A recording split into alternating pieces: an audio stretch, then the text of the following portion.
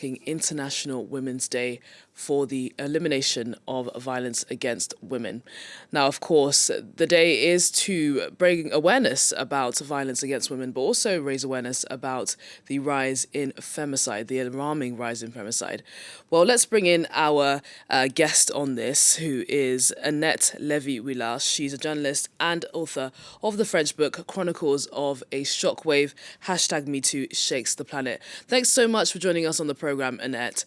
I want to just, first of all, start off with that astonishing statistic. I mean, what was the statistic again? It was one woman killed every 10 minutes in 2023. It's just shocking, isn't it? Well, it's not improving. I think it's getting worse. But the figures are higher because women report it more than they used to.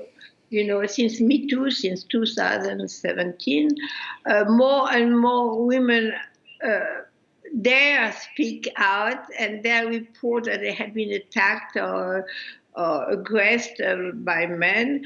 And to give you the last figure in France, for instance, 23,000 adult women have reported they had been a victim of sexual violence last year, So that's a very high figure. But once again, it's because they dare go and report it. But it's not really improving because 94% of the rape cases, for instance, don't go to court. They report it, they go to the police, they even sometimes go to a church or social worker, but it does not end up in court. So it's still a long way to improve the situation of women. I'm talking about France, but it's the same all over the world. And it's even getting worse if you look at Afghanistan, where women are disappearing, are locked in, they don't exist anymore.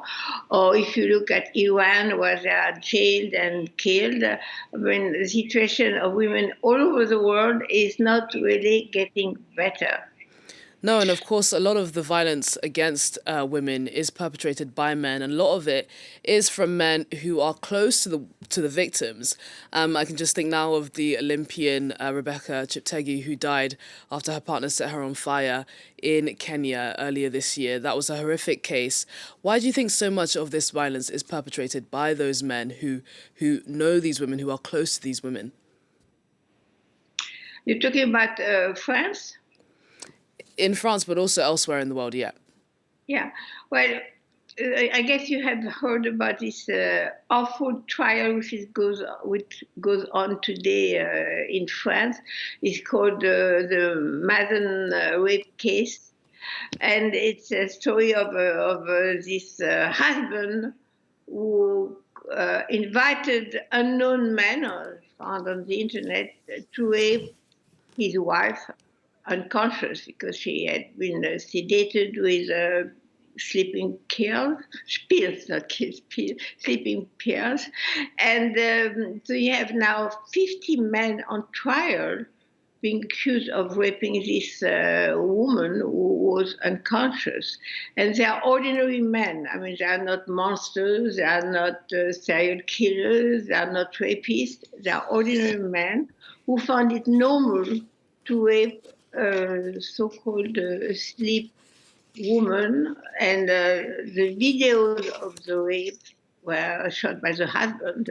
Fortunately, he filmed everything, so there is no discussion of the facts. The facts are they raped this woman in the most awful ways. I mean, the details are awful. And this trial, which goes on still in France, has been really a shock. Like people, men and women, became aware that the sexual life of ordinary men still follow the worst patterns of patriarchy, which means oppression, not asking for consent of the woman. And it's really, I would say, a turning point in the consciousness of male sexuality has to be really dealt with. Well, let's stay with that trial, that horrific trial that has sent shockwaves around the world. some are saying that it has gone some way to reigniting the Me Too movement here in France. Lay out for us what kind of impact you think that case has had. I think it's really, well, we see, I think there are going to be more people marching today than last year, unless people don't go because it's too cold. But otherwise, I think people would come uh, because it has really, as you just said, really a shock. Because these men, 50 of them were on trial, but there were more than 100 to rape this woman over 10 years. Uh, these men are ordinary men. They are fathers, grandfathers, rich, poor, I mean, regular men picked up on the internet.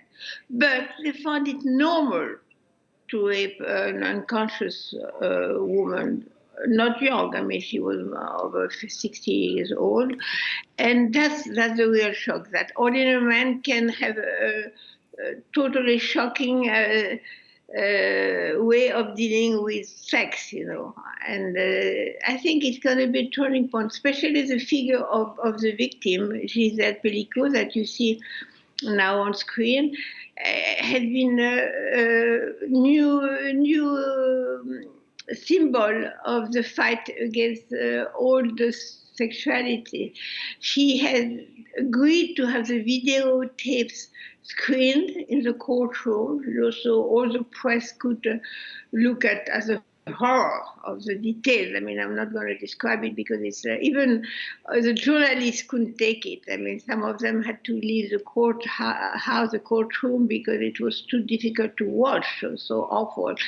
But this woman, Gisèle Pelicot, has become really an icon of the feminist struggle, because she said, okay, people have to see it, and the society has to change.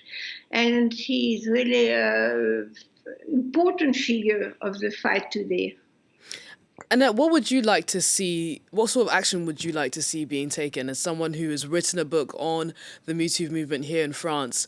What sort of action do you think authorities and the government can, for example, put in place?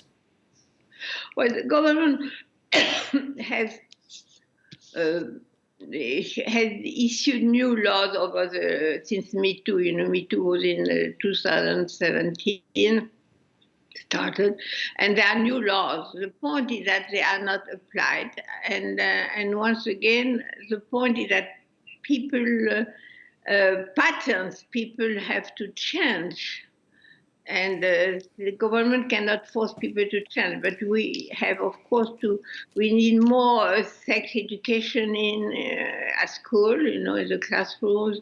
People, especially, we have to fight against the influence of the internet, where pornography is still available to all kinds of young men.